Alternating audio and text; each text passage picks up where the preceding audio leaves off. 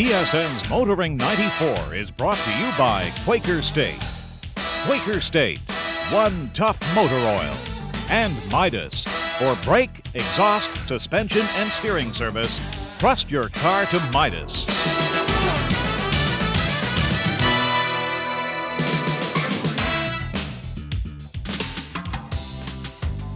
This week, Motoring 94 is deep in the heart of Texas. These longhorn cattle are grazing just outside of Austin. It's this area that Chrysler has picked to introduce their brand new Neon, a car they hope will be the best of the subcompact class. But you know, it wasn't long ago when many wondered if Chrysler would still be around today. In fact, when they introduced their new LH model, many joked the LH stood for Last Hope. Well, of course, the LH was a huge success, and today Chrysler is looking to the future with enthusiasm and putting those memories of the past behind them. As 1993 came to an end, Chrysler hardly looked like a company on the ropes. The third largest U.S. automaker ended the year with a record full-year profit of close to $2.4 billion, its best in history, and up an incredible 500% from the year before. Some of Chrysler's hottest products are made right here in Canada. The vans and minivans are produced in Windsor, Ontario, while the LH sedans, the Intrepid, Vision, and Concorde, in Bramalea, Ontario. Well, if you just go back, let's say 2.5 years, at that time our stock was down $9 or $11. And we're now, certainly in Canada now, we're over $70. I mean, basically, this corporation bears no resemblance to the company that came out of the late 80s.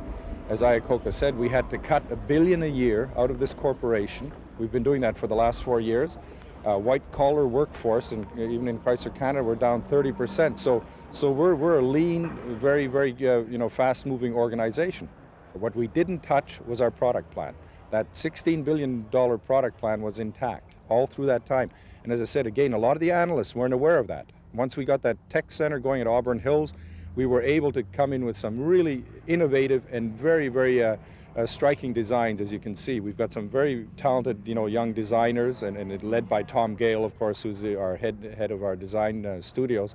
And we're very pleased with the results and the reaction we've had to our new products. Well, I've been with Chrysler 12 years, and I've gone through this a couple of times. And the fact of life is that the old cliche, you're never good as they say you are, nor are you bad as they wish you were. But the point is that as you're going through this, we knew internally what was wrong better than anybody else. We knew where our frailties were. Therefore, that's where we started. We benchmarked ourselves first. What did we have to fix internally? It's a little bit like a recovering alcoholic. You have to want to change. You have to have self-inspection. And that's where it started. So from that standpoint, it's been very therapeutic and very exciting because it does become an internal development where you learn and grow. And to some people, again, it might sound almost silly, but it really is true. It becomes almost intoxicating.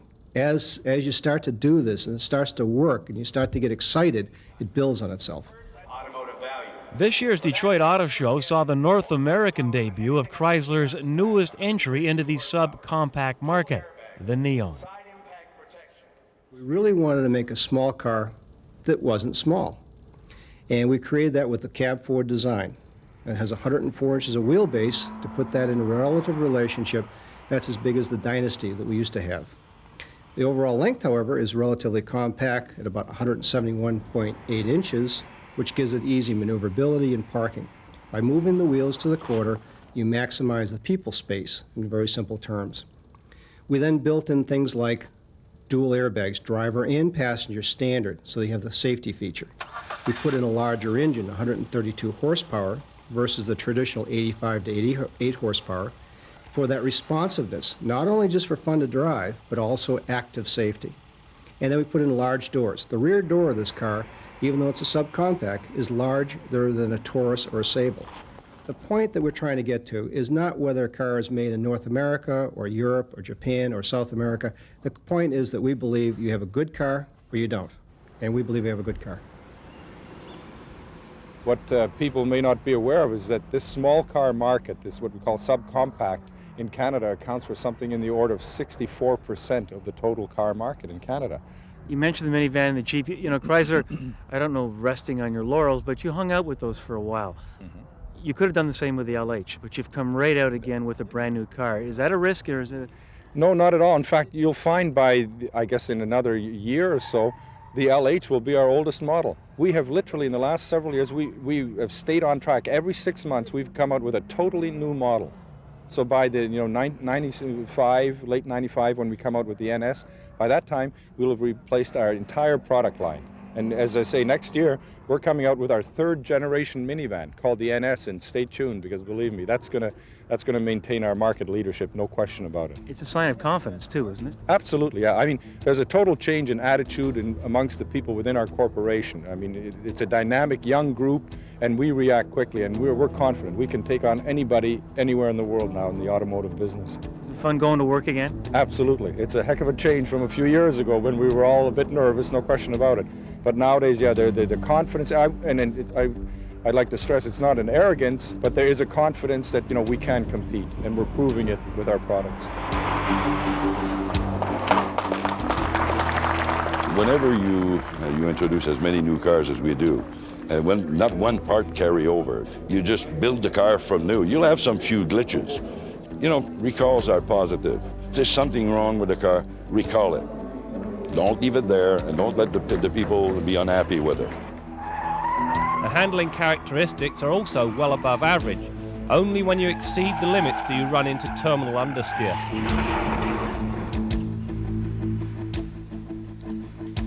What do I think of fast lube shops? Stick around, I'll tell you in just a minute.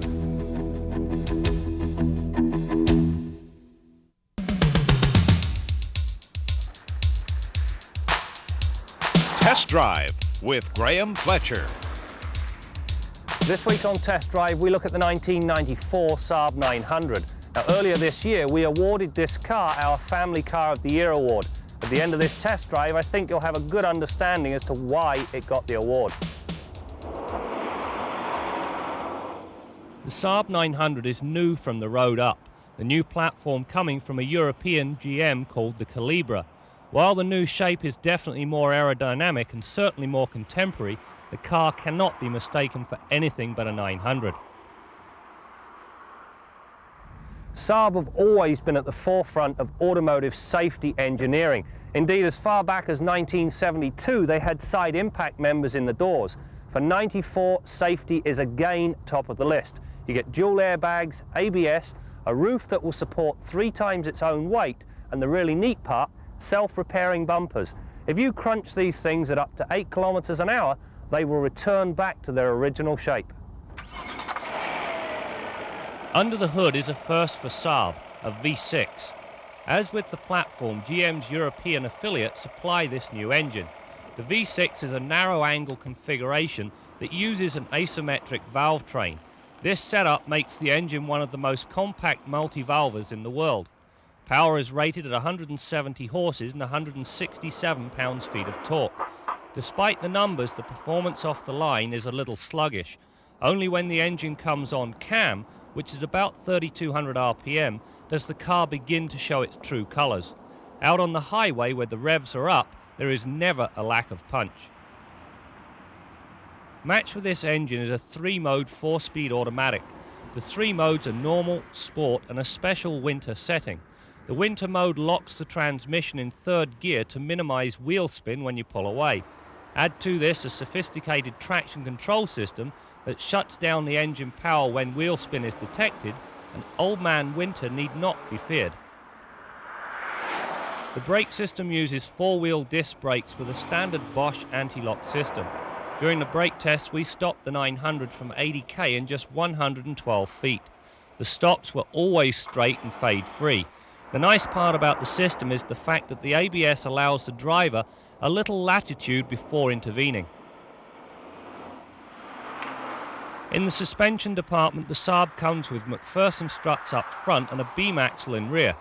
There are sway bars at both ends. During the pylon test, the car performed admirably. The harder I pushed, the more the car hunkered down and got on with the job. There is minimal body roll and understeer only noticeable at the limit. Needless to say, the handling characteristics impressed. On the highway, the ride is a little harsh. Large bumps are swallowed in stride. However, small road imperfections are passed straight through to the occupants. Sacrificing some of the handling in favour of a better overall ride would not go amiss. My pet peeve on the Saab has to do with the speedometer. For whatever reason, they've marked it 10, 30, 50, 70, 90 and so on all the way around to 250.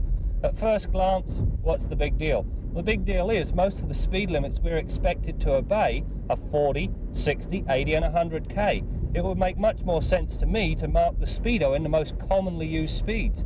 The only one that you use this way around is 50 and the odd 70. Notwithstanding my pet peeve, there is a very handy feature called the black panel. This system allows the driver to switch off all instruments except the speedo. Should anything untoward go wrong, the dash will automatically warn the driver. Doing this on a need-to-know basis eliminates a lot of unwanted light at night. An excellent idea. Power mirrors, locks and windows are standard items, as is the wonderful radio. Saab get extra marks for mounting the radio above the climate controls. The only negative note on the inside is the location of the ignition key. As with the previous Saab 900, it sits between the seats. The problem being that it lies within easy reach of a child sitting in the front seat. One can only hope that the darling does not turn off the key mid-corner. The consequences could be disastrous. The other items worthy of note are the seats. They are quite simply some of the best available. Now that holds true for both front and rear seats. Being a hatchback, the new 900 is very versatile. You can fold down some of the seat, all of the seat, and for those long, awkward items, there's even a pass-through. The icing on the cake is the bumper level liftover. Given that the 900 series was last overhauled way back in 1978, the old model was getting very long in the tooth. Having completed the road test on the new 900, I think it's safe to say that it was well worth the wait. Well, no sooner had Graham jumped out of the Saab than he was jumping into that brand new Chrysler Neon, and we'll get his verdict on this new subcompact on next week's program. It's now time to leave the Air Force Base here in Texas and join Bill Gardner in the Motoring 94 garage.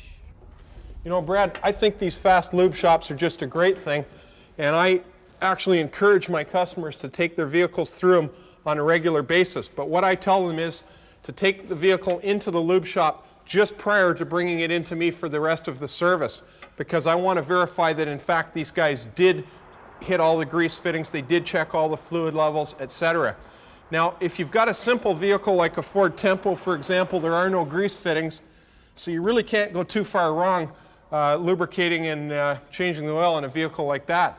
But if you've got a four-wheel drive vehicle, for example, like this Jeep or a Toyota 4Runner, a Blazer, etc., you've got an awful lot of grease fittings, and they're on some pretty expensive machinery, so you want to make sure that they're done properly. And you've also got a lot of lubricants to check for in vehicles like that. The front differential in this four-wheel drive, for example, needs to be checked. Moving down here, we've got the transfer case from this four-wheel drive. It's out of the vehicle because we're doing a clutch job, so you can actually see the fill and drain plugs very easily. And this unit holds a couple of liters of automatic transmission fluid. Very important to check the condition of these lubricants as well. So it's important that you've got a person that recognizes good from bad. Now, if you look up in here, you can see the manual transmission. We've got it out, as I mentioned, for the clutch job. And there's fill and drain plugs on that to be checked as well. And you want to check the condition of it. We've built ourselves a little platform if you're wondering what this is. Now, moving to the back of the vehicle, you can see the rear differential. And this one, of course, has another differential in the front. It's a four-wheel drive, as I mentioned.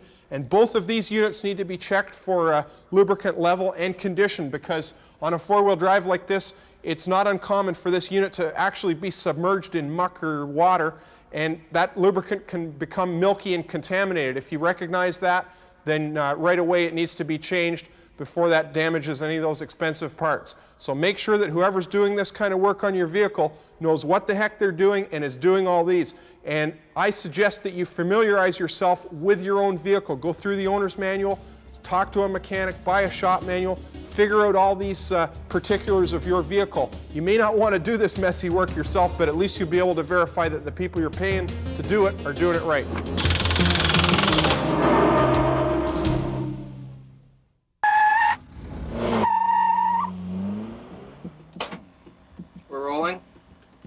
This is Drive Time 94012, what you need. This is Drive Time with Jim Kenzie, brought to you by Midas. Trust your car to Midas. The Eagle Vision, a member of Chrysler's LH family of sedans, has been on the road for over a year now, yet it still turns heads everywhere it goes. Well, this is a little radio show that we've been doing. It appears on radio stations across the country. It's called Drive Time, and typically it appears in the Drive Time segment when people are in their cars driving home from work. It's been going now for, I guess, 3 years, and ironically enough, we're sponsored by a company called Midas, so it's a nice fit with Motoring 94. And there are lots of places where stopping for any reason isn't the smartest thing to do. I'm lucky, though. I've got a pretty good sense of direction, but I also try to prepare whenever I'll be driving in unfamiliar territory. One of the advantages of the Drive Time segments over my Kenzie's Corner comments on motoring is that I don't always have to be a curmudgeon on the radio show. I get to do some up-tempo stuff once in a while, and also some product commentary, which Graham handles so well on our show. So it gives me a chance to sort of spread the broadcasting wings a little bit, I guess. The most important driving tip you can learn is also the simplest. Keep your eyes up. Drivers are often surprised when a child runs right out in front of them or another car appears out of nowhere. That's because most people focus their eyes much too close to their own car. In town, you should be looking 2 or 3 city blocks ahead. This way you can spot parked cars blocking the curb lane, trucks easing out of driveways, or traffic lights that are what we call stale green, meaning they're about to turn yellow. 70% of all crashes could be prevented if the driver had just 1 second more notice. Looking down the road can get you that vital extra second and get you home safely. I'm Jim Kenzie. Yeah, you love feedback. You've got to know that somebody's out there, and particularly with radio, you're sending that message out into the vacuum, and you don't really know if anybody's listening or not. So we love to get comments from listeners, just like we love to get comments from the viewers on Motoring 94. Sometimes they don't agree with me, but that's what makes it fun. It's time for the final update on this batch of our long-term testers. The Hyundai Elantra has exceeded expectation in every area. It's comfortable, economical, and with the exception of the need to replace a fuse and center the steering wheel, it's been trouble-free. The only negative? The poor choice of tires. While these Michelin X GTH 4s are fine in the wet, they're a dead loss in the snow, and that's something we've seen far too much of. We got off to a slow start with the Jetta because of the need to replace the transmission. For this reason, we're going to keep this car a little longer, and so we'll have a full update at a later time. The sleeper of the bunch has been the Access. Anyone in the market for a minivan should take a serious look at this vehicle. It'll hold 5 adults in comfort, fold down the rear seats, and you can carry a tremendous amount of cargo. The really nice part, though, is that this versatile little package is both nimble and economical. To date, we've had to replace the mass airflow sensor, fix an exhaust noise, and repair the interior light, none of which are a big deal. Next week, we'll introduce you to our new batch of long-term testers. Now to the tail of the tape and the numbers on the Elantra and the Access.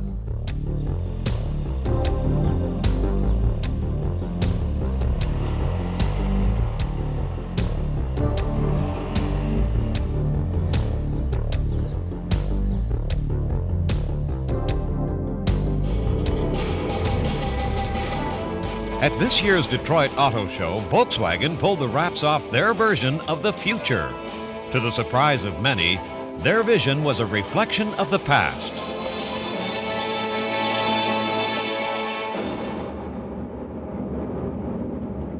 Well, with our studio being located in California and us observing lifestyle in California, we've seen obviously a lot of the old Beetles running around.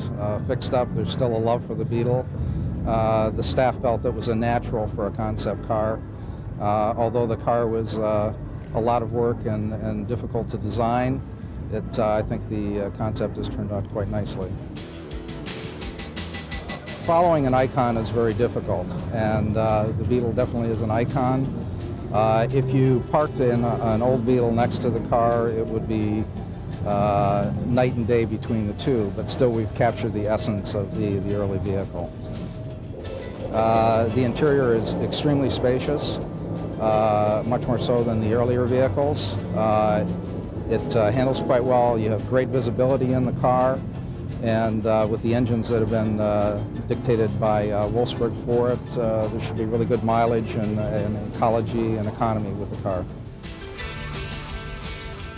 Well, at this point, it is a concept car. I mean, I should say that first and foremost. It's only a concept car.